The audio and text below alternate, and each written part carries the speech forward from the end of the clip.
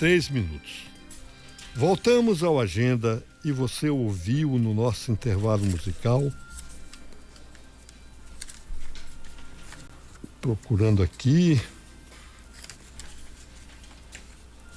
Benito de Paula, cantando Do Jeito que a Vida Quer. Composição dele, Benito de Paula. Aqui no Agenda você só ouve o melhor da música popular brasileira. Quero mandar um abraço aqui a Maria Aparecida no Messejana, Maria Clênia no Caçari 2, Maria do Prado no Mucajaí, Maria da Conceição no Hélio Campos, Maria da Paz no Silvio Botelho, Maria Fidelis e o Sebastião, seu esposo, no Chumina, Maria Francisca no Mucajaí, Maria Luísa no Cambará, Amadá e o Aragão no Pricumã, Maria das Neves Pereira na Vicinal 12 do Roxinho, Maria Sueli, Maria Nilce no Pricumã, Marisvan na Vicinal 1 do Apiaú, a minha comadrezinha Marlene Leitão lá no Pricumã, o Matias no Santa Luzia, Mondense e Família na Serra Grande 2, Dona Mundica no Caranã, Natim Francilênia no Equatorial, Nessi Maurício no São Pedro, Nertan Reis, ex-prefeito de Alto Alegre, que não perde uma agenda, a Neuzinho Ramayana no São Francisco, Ney no Pintolândia, o Nivaldo no bairro Bela Vista, o Dr. Nilo Brandão, competente ortopedista do estado, e sua esposa Raquel lá no Paraviana, não perdem também uma agenda.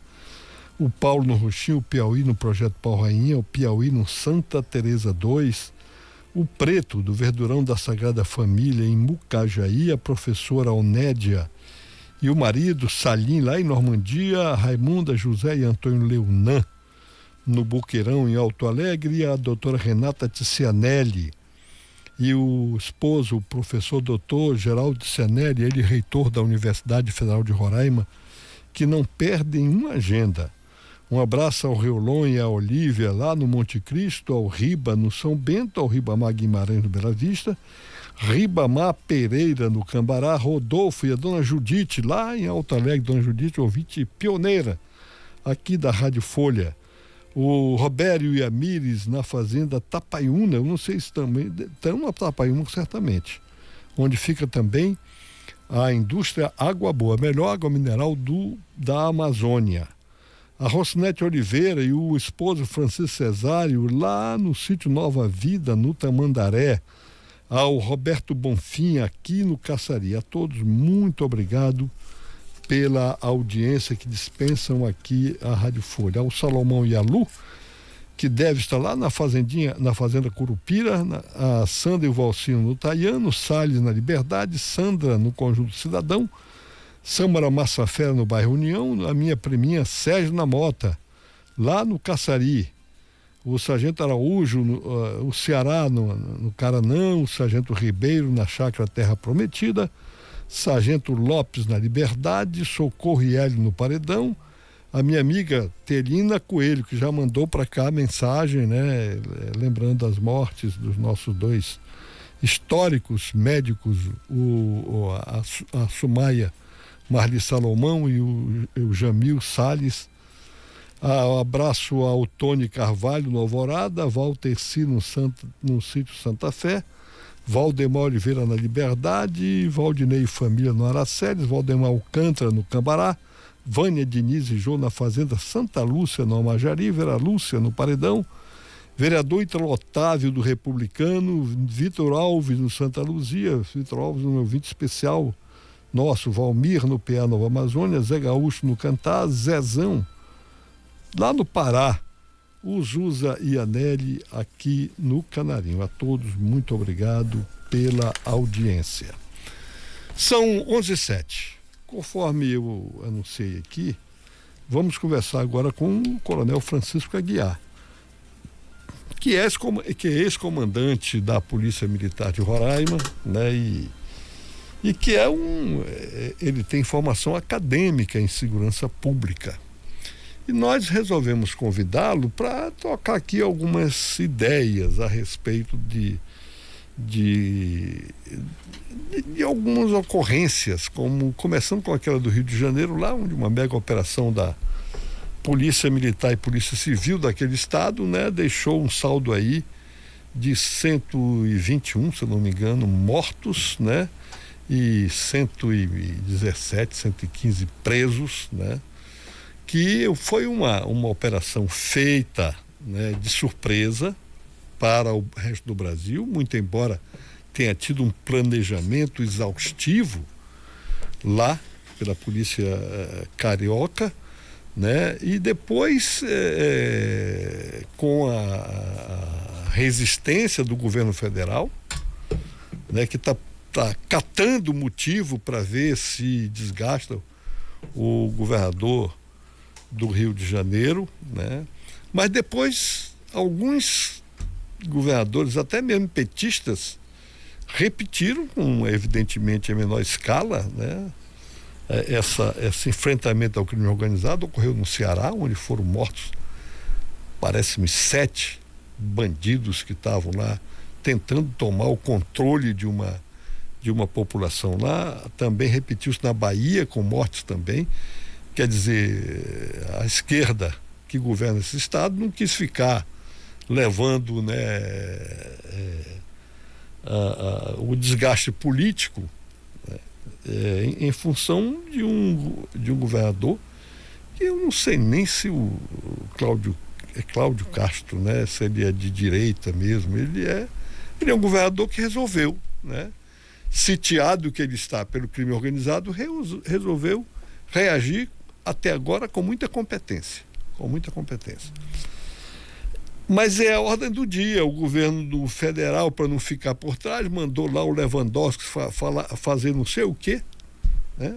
Foi lá propor ao governador Cláudio Castro a formação de um gabinete, uma espécie de gabinete de crise, entre o governo federal e estadual, que não vai funcionar porque são duas visões de mundo diferentes. Enquanto o governo federal compactua com o crime organizado, defende o crime organizado dentro da sua visão de direitos humanos, o governador Cláudio Castro e seus auxiliares estão dispostos a enfrentar o crime organizado. Então, como é que vai funcionar um gabinete desse com visões tão diferentes?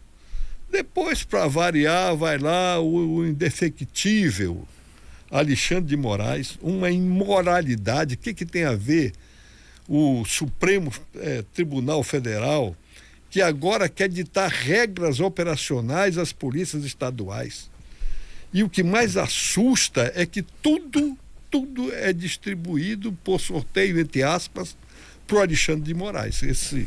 A tal da ADPE, a ADPT das favelas, estava com o José Roberto Barroso, né? Que saiu, aposentou-se, pediu aposentadoria, aí é sorteado, cai, por coincidência, para o Alexandre de Moraes, que é louco para aparecer, né? Que a lei soioi, ele é a lei, ele faz leis, ele manda prender, manda soltar, ele censura, enfim, ele faz tudo nesse país, né? Diante de um Congresso cheio de pilantras que tem medo de enfrentá-lo. Ele foi lá, né, e está catando um motivo para dizer que houve inconstitucionalidade na ação do governador Cláudio Castro e seus auxiliares. Por isso é que nós convidamos aqui o coronel Francisco Xavier, né, para que ele possa, como técnico que né, nos dar algumas luzes, como a gente pode entender isso. Porque depois disso o Lula, para não ficar como omisso, estimulou a criação de uma CPI no Senado, né, que ele tentou controlar, como tenta controlar tudo, para investigar o crime organizado, né? Colocou o presidente, aquele deputado petista, né, que todo mundo sabe que é alinhado com o governo, eu não me lembro o nome dele aqui, mas fugiu dele o controle da relatoria, que caiu no Alexandre Vieira, do MDB de Sergipe, que já disse: olha, eu não fui pau-mandado do Bolsonaro e não serei pau-mandado do Lula, né? Eu vou tentar conduzir uma CPI para realmente investigar o crime organizado, doa a quem doer. pelo menos isso, nós estamos lá, aparentemente, com um parlamentar que é o relator e que diz claramente que não é pau-mandado do Lula, como não foi pau-mandado do Jair Bolsonaro, segundo a expressão dele próprio. Tomara que ele esteja sendo sincero. Dentro desse caldo todo, Coronel Francisco Xavier, o que você acha, começando pela decisão do governador Cláudio Castro de enfrentar mesmo, porque ali é guerra, o crime organizado, inicialmente nas favelas do Alemão e do Penha. Da Penha, né? O que você achou? O que motivou o governador e seus auxiliares, porque não é só dele, eu ouvi várias entrevistas do secretário de Segurança Pública dele. É um sujeito que tem conteúdo, ele não está ali assim por estar. Ele tem conteúdo e tem visão de segurança pública. O que você achou daquilo? Doutor Getúlio, bom dia. Bom dia. Cumprimento o senhor, cumprimento a sua equipe aqui da Rádio Folha, cumprimento todos os ouvintes. É um prazer novamente poder estar aqui com o senhor debatendo esse tema que sempre nos surpreende. A gente não morre de tédio no Brasil quando o assunto é segurança pública. E essa mega operação que aconteceu no Rio de Janeiro, ela é o reflexo de um clamor social muito grande que já vem sendo vivenciado e estendido no Brasil, não só no Rio de Janeiro, como para todos os estados da federação. Mas é importante também, doutor, que a gente relembre 2 episódios antes, como o senhor bem colocou. É um caldo, um caldeirão de crise de segurança pública que nós estamos vivenciando no Brasil, e tiveram 3 eventos recentes na história do Brasil que fizeram com que culminasse com todo esse clamor que nós estamos tendo hoje. E tudo muito recente. No dia 28 de agosto, no estado de São Paulo, nós tivemos a realização da chamada Operação Carbono Oculto. Ela foi uma operação realizada pelo Ministério Público de São Paulo, pela Secretaria de Segurança do Estado de São Paulo, que contou com a participação da Receita Federal e da Polícia Federal. Ela não foi protagonizada pelo governo federal, como foi veiculado no marketing da União. E essa operação ela foi muito importante, porque ela desmobilizou o sistema financeiro do PCC, que é uma das maiores organizações criminais do Brasil, da América Latina, juntamente com o Comando Vermelho. Com matriz em São Paulo. Exatamente, com a matriz em São Paulo, mas hoje com uma atuação internacional. Uhum. E essa operação, ela desmistificou algumas situações e também ela apurou que a lavagem do dinheiro do PCC ela era realizada através de fundos de investimento. Foram desmobilizados mais de 40 fundos de investimentos. Descobriu-se que o crime organizado lá lavava dinheiro através de fintechs, através do investimento em criptomoedas. E foi uma operação muito bem sucedida. Prendeu muita gente e aprendeu muita coisa. Logo depois, também em São Paulo, no dia 15 de setembro, houve a trágica morte do delegado Rui Ferraz. O Rui Ferraz, ele havia sido delegado-geral da Polícia Civil do Estado de São Paulo, foi uma das primeiras autoridades do Brasil a confrontar de forma pesada o crime organizado. O doutor Rui Ferraz, ele prendeu o Marcola no início da década de 2000. Então, desde então, ele passou a ser ameaçado, sofreu algumas tentativas de assassinato, sobreviveu, mas nesse fatídico dia 15 de setembro, ele teve sua vida ceifada de uma forma muito fria, muito covarde. Foi veiculado as imagens muito fortes da emboscada. Um simples secretário, de administração de um pequeno município. Lá de Praia Grande. E aí cogita-se uma série de fatores que possam ter levado ao assassinato dele, mas o certo é que ele era uma das mentes por trás do enfrentamento qualificado ao crime organizado. E por fim, no dia 28 de outubro, a mega operação no Rio de Janeiro. Então, quando nós vemos hoje instalado no Brasil esse debate sobre segurança pública, com essa busca de soluções imediatistas por parte do governo federal, por parte do próprio Congresso Nacional, nós precisamos levar em conta esses episódios, porque são episódios não isolados, eles se interligam, eles mostram o poder do crime organizado na rotina e na influência sobre a vida dos brasileiros, sobre a influência política. O episódio do Dr. Rui Ferraz, ele serviu para uma coisa importante, que foi, apesar da morte desse herói que foi o Dr. Rui, ele serviu para tirar do sono a classe política, principalmente do Congresso Nacional. Os políticos viram o poderio do crime organizado, que o crime organizado ele tira a vida daqueles que se colocam contra ele. Então houve esse clamor muito grande. Foi elaborada, logo depois da morte do Dr. Rui, uma lei que ela estende a proteção do Estado para as autoridades que enfrentam o crime organizado. Né? Questionou-se por que o Dr. Rui Ferraz ele não estava com proteção do Estado, ele era aposentado. E a legislação brasileira, até então, ela não abrangia os policiais, os magistrados, promotores aposentados para terem uma escolta, uma proteção policial fornecida pelo Estado. Essa era a situação. Jurados que eram de morte, né? Jurados a vida inteira que eram de morte. Então, foi preciso, infelizmente, esse sacrifício da vida do Dr. Rui para que, então, a toque de caixa fosse elaborada essa lei. E essa lei ela foi sancionada, doutor, incrivelmente no dia 29 de outubro, um dia após a mega operação no Complexo do Alemão e no Complexo da Penha.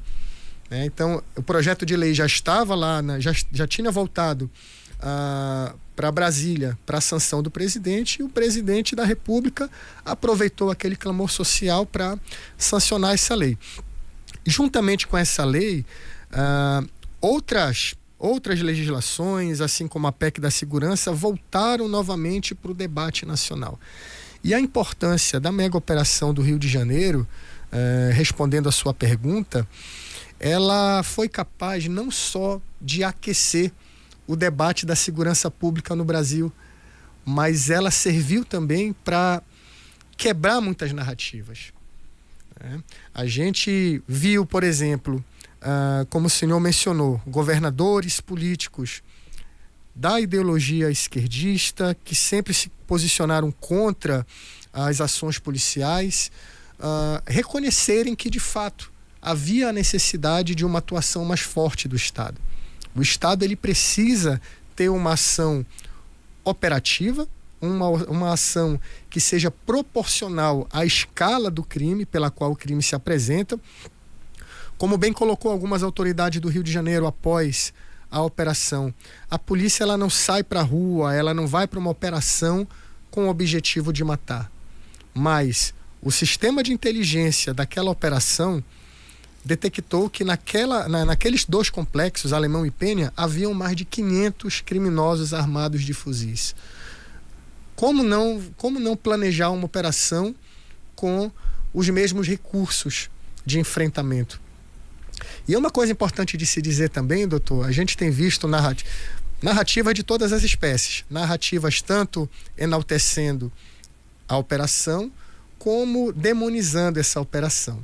Daqueles que demonizam, a gente vê uma tentativa de construção que diz o seguinte: essa operação do Rio de Janeiro ela não teve inteligência. Foi uma operação policial sem a inteligência, porque tiveram 117 mortes. Porque na operação da Faria Lima, que foi a Carbono Oculto, não teve nenhum disparo de arma de fogo. Bom, é uma falta... Quem fala isso? Tem uma falta de entendimento muito grande, ou então uma desonestidade muito grande. Por quê? Porque são aspectos diferentes do crime organizado que precisam ser tratados de forma diferente. Não tem como a gente fazer uma operação policial na Faria Lima para desestruturar a logística e o sistema financeiro do crime organizado dando tiro de fuzil. Não, é outra estrutura, outro aparato de polícia para se combater aquela estrutura. E como é que você vai combater uma estrutura criminosa armada, beligerante, perigosa, simplesmente com uma ação policial de rotina? Isso é impossível. Então, o governador Cláudio Castro, a leitura que nós fazemos é que ele, bem como o seu gabinete de segurança, motivado também pelo clamor da sua sociedade, do povo carioca, eles tomaram uma iniciativa que foi uma iniciativa corajosa, ousada, de organizar uma operação que, segundo ele, durou 75 dias para ser planejada. Então, daí a gente já derruba essa narrativa de que não houve inteligência. O serviço de inteligência... Só um adendo. Pois não? Ela usou tanta inteligência que resultou nas mortes dos bandidos que foram para uma mata, como fizeram da outra vez. Então teve inteligência sim, tanto que estava lá o BOPE, sabendo que eles iriam fugir para aquela mata, estavam lá para prendê-lo. Agora eles reagiram na bala. Os 113 que foram presos, eles baixaram os fuzis. Eles tiveram a opção de não confrontar. Inclusive tem muitos vídeos mostrando a prisão de vários ali que se entregaram, em tempo real estava sendo filmado. E ainda em relação à questão do levantamento de inteligência, doutor Getúlio, a inteligência de segurança pública, ela tem por finalidade gerar os dados para levantar as informações e produzir o conhecimento que vai subsidiar uma operação policial como essa. Então, graças a esse levantamento da inteligência, nós não tivemos uma vitimização maior de policiais. Senão, a quantidade de policiais mortos ali teria sido bem além das 4 mortes.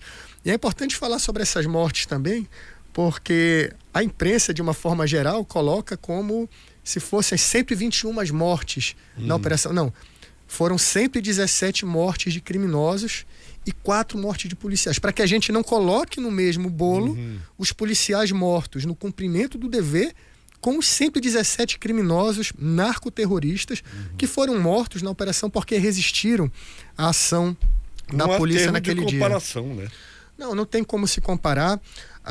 Um outro aspecto muito positivo da operação do Rio de Janeiro foi mostrar que definitivamente a população quer que a segurança pública seja a principal pauta das reivindicações nacionais. E isso determina, inclusive, a principal pauta das eleições de 2026. Nenhum governador que vai tentar a reeleição ou vai tentar sua primeira eleição, o próprio presidente da República, eles não podem mais se colocar distantes dessa pauta, porque não tem mais como se fazer a política, não tem mais como se planejar uma política pública se você não estiver ali colocando a segurança pública como prioridade. E uma surpresa muito grande foi justamente após a operação, as pesquisas que foram feitas por diversos institutos de pesquisa. A gente teve aí a RealQuest, tivemos o próprio Datafolha, né, que geralmente é tendencioso, que apurou que 87% a quase 90% das populações que moram nas comunidades afetadas aplaudiram, concordaram com o resultado e querem a continuidade, que segundo o Cláudio Castro, segundo os seus secretários de segurança, de polícia militar, de polícia civil, haverá continuidade. O senhor perguntou também sobre a efetividade desse escritório integrado que foi criado pelo governo federal para dar essa continuidade. Bom, a ADPF, que é a Arguição de Descumprimento de Preceito Fundamental, que é a ADPF 635, ela foi provocada pelo PSB, o Partido Socialista Brasileiro, em 2019, denunciando que o Estado do Rio de Janeiro estaria matando vítimas civis durante as suas operações. Então essa ADPF ela veio para impor uma série de restrições às forças policiais que precisavam fazer essas operações nas favelas. E por que eu estou mencionando ela em comparação com o trabalho que precisa ser feito por esse escritório integrado? Porque não deixou de ser uma ADPF imposta pelo governo federal, imposta pela ideologia dominante, que domina hoje a grande parte da estrutura do governo federal. E essa ADPF, mesmo com todas essas restrições, ela fez com que a Polícia Militar do Rio de Janeiro e a Polícia Civil pudessem agir durante essa operação sem descumprir nenhuma das diretrizes estabelecidas pela ADPF. Os policiais estavam com câmera corporal. É isso que o Moraes está procurando, né? Ele está cavucando para ver se ele consegue. Ele precisa encontrar algum ponto para que seja considerado como inconstitucional. Mas houve uma precaução muito grande, então sobressaiu-se a técnica do planejamento e da operação policial. Foi uma estratégia militar que foi realizada com bastante êxito. O senhor bem colocou ali a questão do posicionamento das equipes. O confronto ele foi retirado do perímetro urbano e colocado para a mata. Na mata, segundo o levantamento do próprio Ministério Público, foram realizadas mais de 40 prisões. E isso quebra também o discurso da chacina, da emboscada. Os criminosos foram emboscados na mata e mortos pelo BOP. Não, 43 foram presos na mata. 43 que tiveram a opção, fizeram a opção de se entregar. Né? E, doutor, a gente lamenta muito essa guerra de narrativas, porque isso tudo é muito prejudicial para a segurança pública num momento crucial como esse, em que as soluções elas precisam ser realmente tomadas pelo Congresso, pelo governo federal. A polarização ela vem realmente prejudicando muito isso. Mas a gente também não pode deixar de confrontar alguns dados. Na sexta-feira, o Ministério Público do Rio de Janeiro fez uma divulgação importante. Em 2 anos, o crime organizado através do Comando Vermelho matou 5 vezes mais do que a mega operação. 5 vezes mais em 2 anos. Aquela facção que foi confrontada. Isso numa única região do Rio de Janeiro, que é a região de Jacarepaguá, ali na região, na área oeste. Por quê? Por conta da expansão do crime organizado e o confronto do Comando Vermelho com as milícias. Muitas mortes, centenas de mortes. E a gente não viu ninguém falando que foi uma matança, a gente não viu nenhuma ONG pedindo o fim do Comando Vermelho.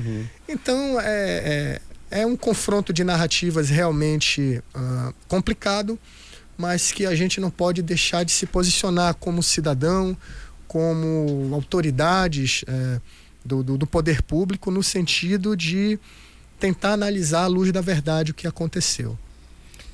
Na sua avaliação,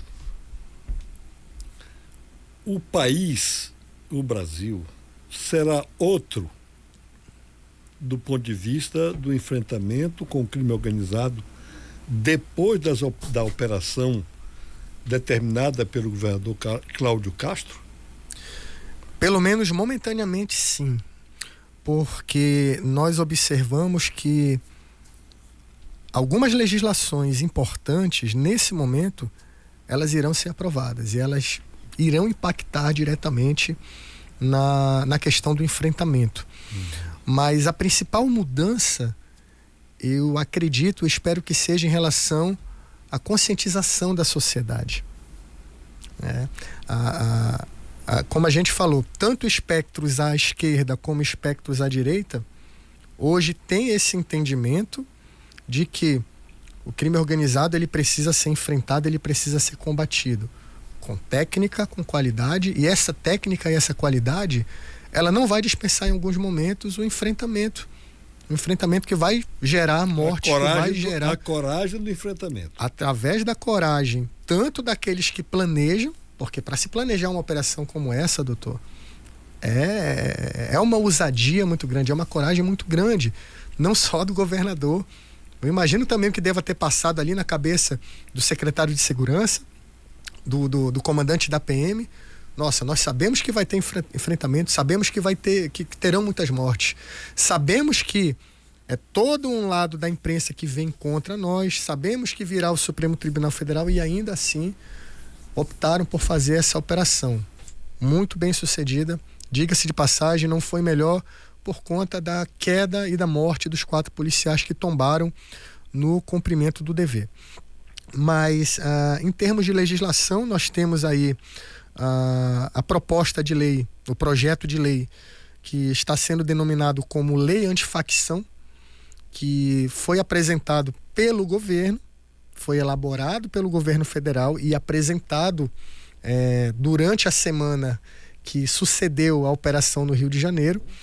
Essa lei antifacção, ela prevê, sobretudo, uma qualificadora muito grande em relação à pena.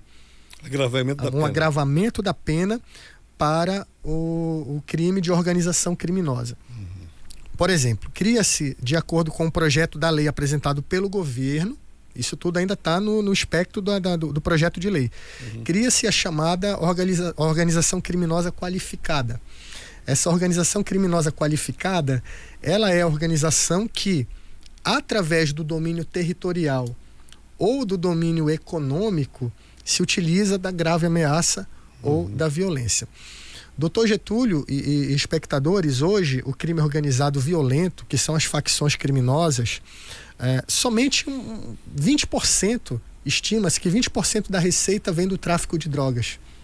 A principal receita dessas organizações vem pelo domínio territorial, que é o que subjuga aquelas comunidades. É que faz com que aquelas famílias sejam ameaçadas, torturadas, extorquidas, obrigadas a contratar uma internet mais cara, obrigadas a comprar um gás mais caro, obrigadas a terem uma barricada na frente das suas casas, uma comunidade... Sem direito a utilizar serviços de transporte, de aplicativos. Se você tem alguém da sua família passando mal, a ambulância não pode subir porque vai ter uma contenção, uma barricada ali impedindo. Então é um absurdo já de décadas que vem sendo propagado. E a extensão do crime organizado, ela está indo além das fronteiras do Rio de Janeiro. Nós já temos casos explícitos desse domínio territorial na Bahia, no Ceará, no estado do Ceará. No outro dia, os traficantes obrigaram os habitantes de um pequeno povoado a saírem todos. Foram segundo o levantamento, 300, né? 290, quase 300 famílias. De um distrito chamado Uiraponga. E o mais absurdo foi que na saída, no êxodo dessas famílias, a polícia militar estava lá, mas não para garantir que eles ficassem, mas para dar segurança para os moradores expulsos fazerem a mudança. Então é como se fosse uma própria conivência do Estado. O aparato policial trabalhando a favor da determinação do crime organizado, tirando aquelas pessoas de suas casas. O Ciro Gomes disse que não tem dúvida. Não há um governo do estado do Ceará.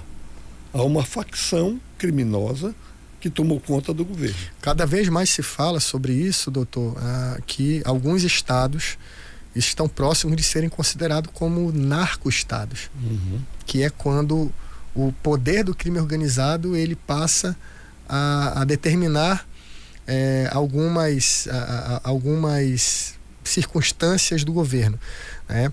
E esse domínio territorial, que é algo realmente que é muito mais lucrativo do que o tráfico de drogas, tráfico de armas em si, é o que está sendo, é o que se pretende combater através da lei antifacção. Esse projeto de lei antifacção, assim que ele chegou agora no Congresso, ele vai ter como relator, inclusive, o deputado federal Guilherme Derrite, de São Paulo. Que licenciou-se do cargo de secretário de Segurança para atuar como relator.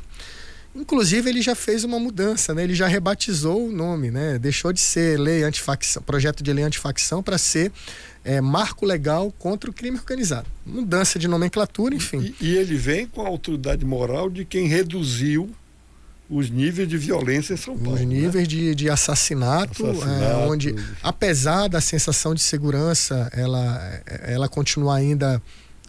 a sensação de insegurança no estado de São Paulo continua grande em virtude de roubos, de furtos, mas, de fato, em relação aos crimes violentos, que são os assassinatos, São Paulo hoje está em primeiro lugar em redução no Brasil.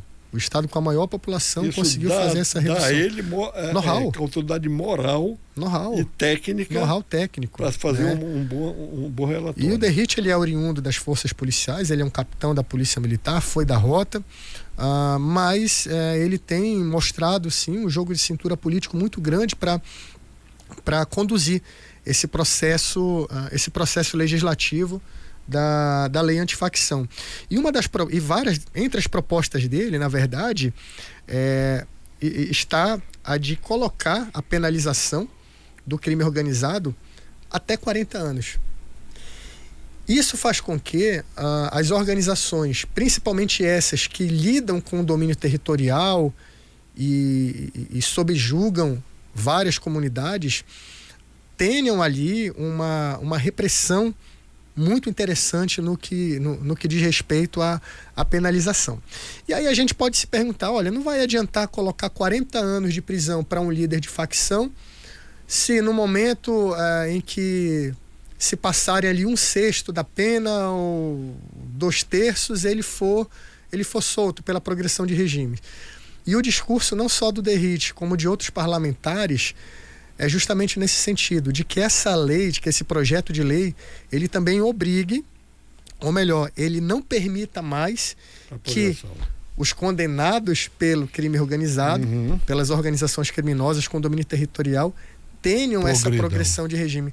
Aí sim, é o que eu lhe digo, né? Se esse momento ele for aproveitado com qualidade, com uma análise técnica, e nesse sentido essas legislações, assim também como a PEC da segurança, que está em voga novamente depois dessa crise, os parlamentares eles precisam levar em conta uma análise técnica. Especialistas e verdadeiros especialistas de segurança pública, eles precisam ser ouvidos, eles precisam ser, bem como os governadores. Os governadores eles têm toda a razão de continuar confrontando a União no sentido de manter as autonomias sobre as suas forças de segurança. Tá? Então, a PEC da segurança, nesse sentido, como ela tenta ser empurrada de qualquer forma, e eu recordo até quando teve, assim que teve a mega operação no Rio de Janeiro, não recordo quem foi o político que falou, olha, e o Cláudio Castro, ele é contra a PEC da segurança. Sim, mas o que isso tem a ver? A PEC da segurança, entre algumas medidas ali, ela estava visando justamente diminuir a autonomia dos governadores sobre suas forças de segurança. Sim, não passou porque já foi o relator, né? Que é o Mendonça Filho. O Mendonça Filho já tirou bastante, né? Já, e o próprio Mendonça Filho, ele andou se manifestando de uma forma bem assertiva, agora, bem recente, de que ele também era favorável ao fim do regime de progressão de pena para criminosos pertencentes às organizações criminosas, né? E se propondo e disposto a inserir isso na PEC, inserir essa restrição na Constituição Federal. Então, nesse aspecto, eu acho muito difícil a PEC da segurança passar, até porque nós vimos ali uma coesão muito forte de vários governadores em favor do Cláudio Castro, e essa PEC da segurança eles têm se mostrado cada vez mais resistentes. Então, eu acho muito difícil que ela passe. Ela está esvaziada pela desmoralização do Lewandowski, que não faz nada, só diz besteira, pelas posições do Lula, né, até teóricas dele, de visão de mundo, de que, na verdade, os traficantes é que são vítimas dos... Não, ele falou mal, falou nada, ele falou com convicção aquilo. Ele disse em bom português, os traficantes, no fundo, são vítima dos consumidores, porque se não houvesse consumidor, não havia traficante, né? Ele não disse aquilo de improviso, não. Ele disse aquilo que saiu da cabeça dele. O restante é tentar emendar o soneto. Mas é aquela visão dele. Aquela visão. Agora, trazendo para cá, coronel, nós temos crime organizado e não há mais dúvida disso, que já está instalado tanto PCC, quanto CV, quanto os da Venezuela, aqui dentro de Boa Vista, né? O bairro, para citar um caso, 3 de setembro é hoje um bairro violento. Nessa semana o conceito vinha com os dois, um jovem pai vinha com os 2 filhos andando, né, conversando com outro conhecido, seguramente. No meio da tarde aparecem 2 pistoleiros e o executam. E todo dia quase tem execução nessa cidade. O governador Antônio Denário faz de conta que isso aconteceu no Japão.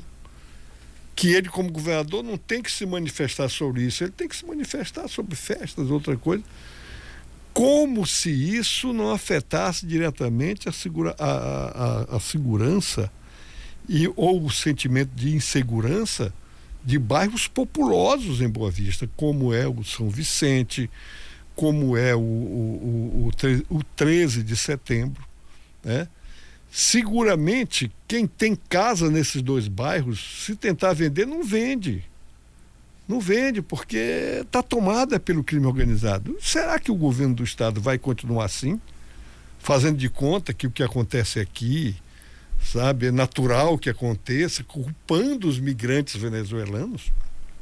Essa violência não é culpa dos migrantes venezuelanos, não. É culpa do Estado em Roraima, que não é capaz de conter a violência.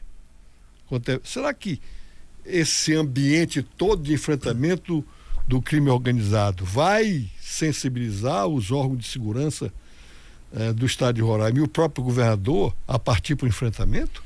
Ou o governador vai achar que a população não está nem aí para essa questão de segurança? Com o que aconteceu no Rio de Janeiro, nós vimos que vários estados eles tiveram a iniciativa de realizar operações. Tivemos operações, como o senhor colocou no começo, na Bahia, tivemos operações no próprio estado do Ceará, com a prisão e até mesmo a morte de criminosos. Tivemos uma operação importante no Piauí, que inclusive foi batizada de Operação Carbono Oculto 85, em que os governadores aproveitaram o ensejo, aproveitaram a oportunidade e a vantagem estratégica proporcionada pela operação do Rio de Janeiro de alavancar suas políticas de segurança pública. Então, está sendo uma oportunidade que pode ser ainda aproveitada pelo governador Antônio Denário. Ao invés de se preocupar tão somente com a sua manutenção no cargo, ele deve continuar ainda fazendo os esforços através dos seus representantes da segurança pública para que a cidade seja policiada, para que continue havendo uma integração e uma sinergia entre os órgãos de segurança pública, para que ocorram as investigações sobre quem são as organizações que estão de fato realizando toda essa operatividade nos bairros, fazer o policiamento ostensivo preventivo nas localidades certas.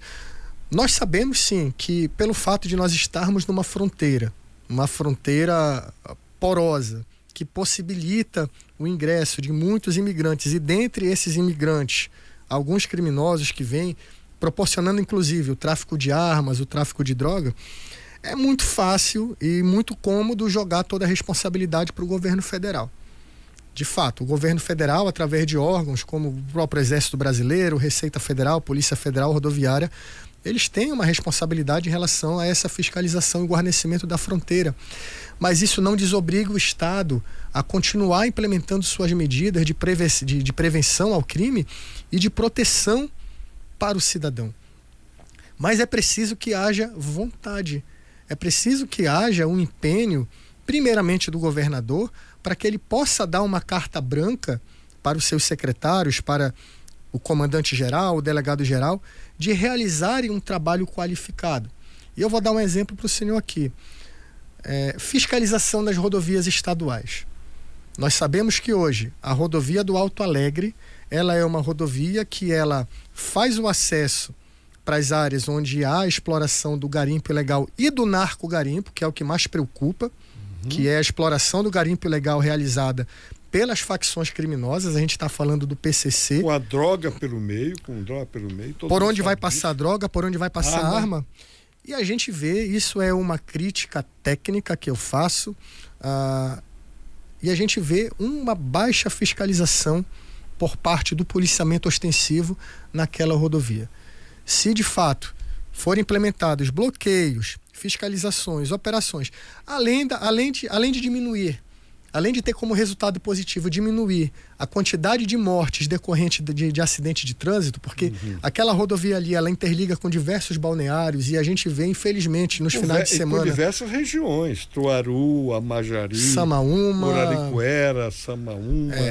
E a gente tem certeza que as apreensões, elas seriam muito significativas, a prisão de foragidos da justiça e, consequentemente, a desarticulação do crime organizado que opera no Estado e utiliza aquela rodovia como uma via de acesso aos seus territórios. Mas, como eu disse, isso requer uma vontade e a política. atribuição de uma carta branca para que as instituições possam agir sem interferência, para que não haja problema para o delegado de polícia, para o comandante da polícia militar, de realizar uma operação e receber a ligação que alguém determinando que seja cessada aquela operação. Antônio Denário, que o povo não é besta. Tudo se observa. Dizer que ele é o principal responsável por enfrentamento desse crime organizado. Eu vou mais ainda. Sabe por que está vindo muito bandido para cá? Porque o bandido que está aqui manda dizer, vem para cá que aqui o campo é aberto. É claro que essa informação chega ao crime organizado lá da Venezuela. Então vem para cá. Vem para cá que aqui a gente... o campo está limpo. A polícia não reprime. E eu estou dizendo isso com autoridade. Eu, na minha história, eu enfrentei algo semelhante. Teve um tempo que bandidos do Amazonas, especialmente de Manaus, vinham para cá. Porque com essa história de direitos humanos, eu determinei ao comandante da polícia militar que eu não queria atentado aos direitos humanos, né? Aí os caras dizem, olha, vamos para Roraima que ali tá tranquilo. Está liberado. E tudo isso surgiu de uma conversa minha com o ex-governador de Rondônia, o Jorge Teixeira. Ele disse, olha, se você tratar bandido lá com excelência, tu não vai controlar nunca. E a gente teve que mudar o modus operandi, e em menos de 60 dias acabaram os bandidos do Amazonas para cá, porque eles sabiam que aqui eles iam encontrar repressão. A mesma coisa acontece com os bandidos da Venezuela. Os que estão aqui dizem, vamos para lá, o tráfico lá é solto. O governo do estado não está nem preocupado com isso. Porque se tivesse, determinava ao seu aparato de segurança. E aqui não é Rio de Janeiro, onde o bandido se esconde na favela. Aqui estão os quintais. Aqui é difícil que você consiga armá-los, né, de drones para eles soltarem bomba como soltaram lá no Rio de Janeiro. Eu não sei até que ponto o governador está atento de que a população vai lhe cobrar isso. Vamos ver algumas perguntas rapidamente aqui, que já são 11h51. Newton Costa diz, bom dia. Tá, o Kleber Pimentel diz, mande um alô para o meu amigo, manda um alô para o meu amigo Francisco Xavier, é o Kleber Pimentel. O Reginaldo Chagas diz, bom dia. Ele diz também ainda, gostaria de saber do coronel Francisco Xavier como resolver o problema do crime organizado quando o governo federal e o próprio STF vão contra qualquer ação de combate a essas facções. É um desafio muito grande, Reginaldo, que se coloca para os políticos que verdadeiramente têm a intenção de promover mudanças positivas no enfrentamento ao crime organizado. Como nós comentamos aqui durante a entrevista, o Brasil está passando por uma oportunidade ímpar de qualificar e ressignificar a legislação brasileira que combate o crime organizado. Então, através dessa legislação, as operações elas poderão ser operações mais efetivas, penalizando de forma mais pesada os criminosos, principalmente as lideranças ou até mesmo aqueles que apoiam e financiam o crime organizado, mas nós sabemos que esse enfrentamento ele vai continuar sendo um desafio, porque há ainda e continuará havendo, esse é meu entendimento, uma polarização muito grande que vai fazer com que esse debate ele se torne um debate cada vez mais difícil e, consequentemente, as soluções serão alcançadas de forma mais custosas. Claro, e o STF, apesar de eles não dependerem de voto, né, os ministros, eles estão preocupados com a visão que a sociedade tem sobre o STF. Sabe que hoje o STF, a credibilidade dele perante a população é mínima e não pode chegar a um ponto muito raso, porque aí você vai ver a classe política reagir, né? O povo, quer dizer, o político faz o que o povo quer. Na hora que o político tiver o sentimento de que o povo quer enfrentamento ao STF, ele vai ter. É assim em política, as coisas não mudam, né? Vamos lá. O Francisco Siqueira diz: parabéns, Coronel Francisco Xavier, por seu conhecimento de um assunto que no momento está muito em evidência e necessidade do governo agir em prol da sociedade, necessita tanto de segurança. O Mário diz: aí sim, é um especialista em segurança pública. A Gerlene Sobrinho, ou Gerlene, acho que é Serlene. É Serlene, né? Aí é feminino, né? Gostaria de agradecer ao Dr. Getúlio por nos proporcionar um programa tão enriquecedor de conhecimento. Coronel Francisco nos esclarece muito sobre a segurança pública na atualidade. Ela é suspeita para falar que ela é minha esposa, viu? É a esposa do Beijo, Coronel Francisco Xavier. O Aderval Vasconcelos: parabéns, Coronel. Aí sim tem conhecimento de segurança pública. O Top 4 Sindor: bom dia. Uma honra ter um policial de seu nível em nosso estado. O senhor soma com a sociedade. A Maria Helena Castro: ouvir o Coronel Francisco é receber uma aula de conhecimento de segurança pública. Ele é o mais capacitado em segurança pública em termos que temos no estado. Muita gente apoiando aí as ideias do Coronel Francisco. Vamos lá. Joel Maduro: toda e qualquer ação ou reação dos estados em relação ao combate ao narcotráfico,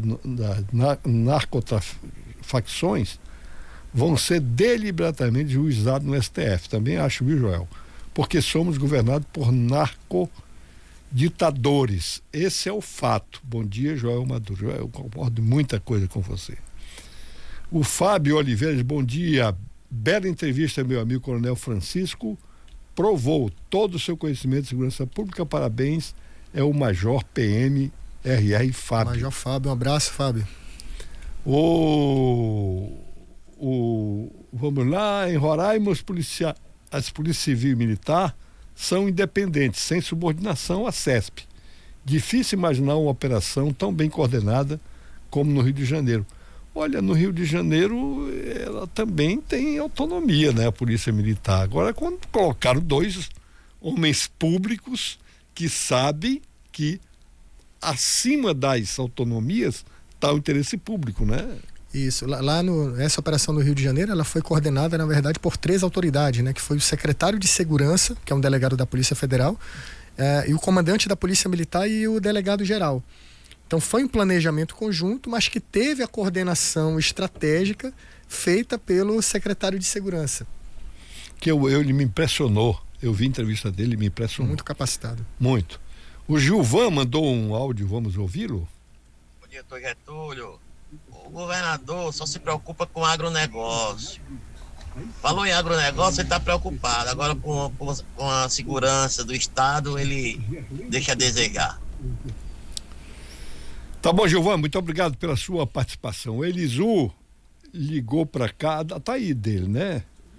Vamos ouvir em velocidade 1.5. Bom dia, senhor Dr. Getúlio, senhores ouvintes, que é o nosso entrevistado. Eu gostaria de fazer uma pergunta. Na época em que o PCC e o Comando Vermelho começaram a se instalar em Roraima, o nosso entrevistado, eu creio que ele estava na Polícia Militar na época, né? Que agora parece que já está aposentado. Então a gente sabe como é que aconteceu, né? Devagar eles foram chegando e foram cometendo delitos para serem presos e na penitenciária recrutar, né? Presos, o cara tá vulnerável, né? Para as facções. E aí, quando os cidadãos começaram a questionar na época, os governos da época, eles diziam que a polícia estava sabendo, que estava vendo esse deslocamento do Rio de Janeiro para cá e que estavam sendo monitorados. Pergunta, que vale 1 milhão. Se eu sou autoridade e eu sei que está vindo uma facção perigosa para o meu estado, eu vou ficar só botando o meu pessoal de inteligência para saber e me dizer que eles estão chegando? Não, tem que combater rigorosamente, né? Ostensivamente, para que não se crie, para que não se estabeleçam. E aí é onde foi o erro. E hoje Roraima está dominada praticamente pelo PCC e pelo Comando Vermelho, em todos os municípios tem, né? Porque lá no início deixaram eles se acomodarem. E agora as autoridades estão sabendo que o Trem de Aragua e o Cartel del Sol da Venezuela está se instalando em Roraima. E o que dizem? Não, nós estamos monitorando. Ei, para com isso, meu Deus. Que negócio de monitorar. Tem que combater ostensivamente. A população precisa ter a sensação de segurança, mas precisa ter a segurança. Segurança total. E hoje a gente, infelizmente, não tem nem a sensação e nem a segurança contra essas facções que estão se instalando. No Pará já estão fechando comércios. No Pará estão expulsando comerciantes. No Ceará expulsaram cidade inteira. Rapaz, será que vão deixar se instalar em Roraima? Misericórdia, a gente pede aqui às autoridades que se juntem às forças de segurança da prefeitura, do estado e federais. A federal combatendo lá na entrada, nas fronteiras, que é a obrigação deles, e nossas polícias, a federal, estadual e civil, combatendo aqui dentro. E a guarda municipal auxiliando, que agora também tem status de polícia. É isso que a gente gostaria só de ter a opinião do coronel aí para saber se ele, o que ele acha e qual a solução que ele encontra para isso. Ele já comentou aqui, viu, Elisu?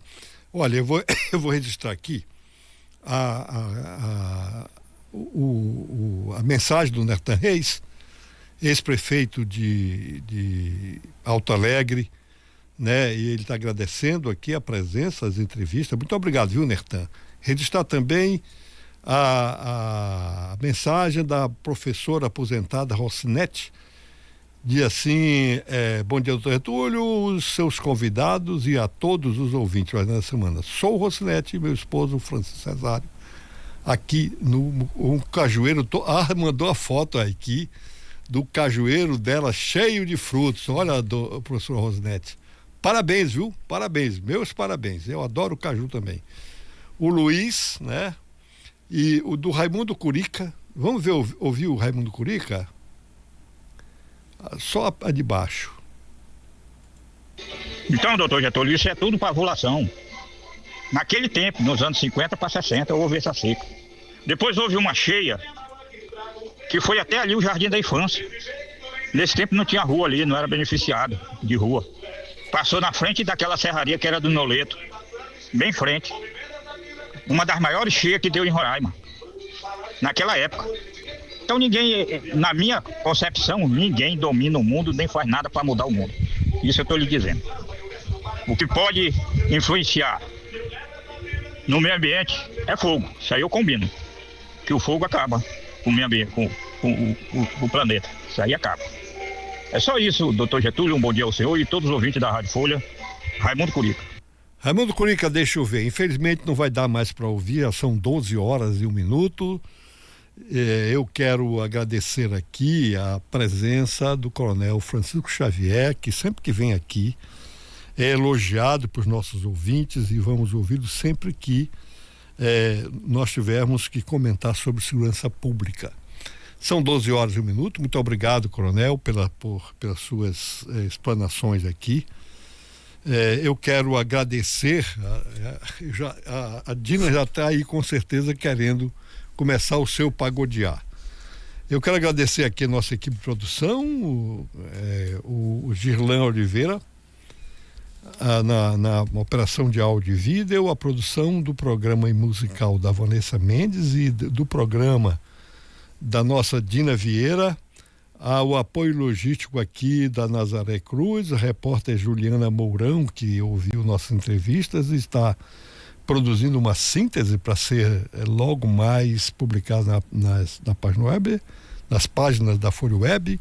Agradecer a você que ouviu o programa, a você que ligou para cá, a você que mandou mensagem para cá Infelizmente, a gente não consegue ler todas as mensagens, há um duplo sentimento. Um de satisfação pela audiência e um de decepção por não poder ler todos os programas. De qualquer forma, muito obrigado. Coronel, alguns minutinhos aí para as suas considerações finais. Doutor, somente para agradecer mais uma vez o convite. É uma honra sempre a gente estar aqui para poder debater sobre esse assunto, um assunto que hoje está em voga, está sendo colocado como o centro do debate político no Brasil, e é importante que todos nós procuremos sempre cada vez mais nos informar, procurar conhecer e entender a política de segurança pública no país, no estado, e efetivamente cobrar das autoridades que providências efetivas sejam adotadas no sentido de que a população fique livre dos desmandos e da influência do poder criminal sobre a sociedade. Então, a gente deseja a todos um bom domingo, agradeço mais uma vez ao convite e estamos à disposição. São 12 horas e 3 minutos, fique agora com o Pagodear com Dina Vieira.